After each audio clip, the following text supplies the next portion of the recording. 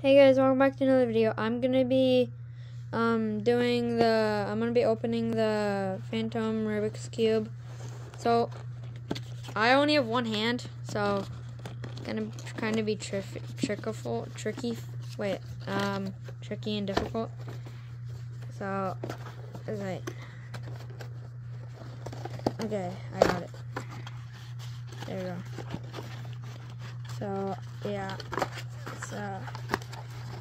it's super cool. Okay, here, sorry.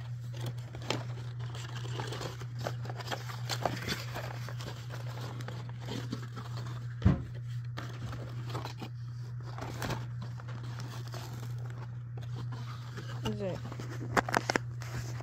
I need to hold this thing, bro. There we go. Bro, isn't working out with me today.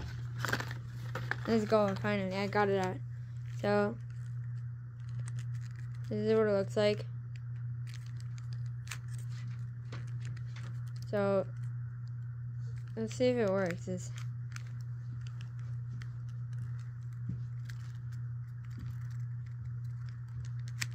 Okay, so, that's it.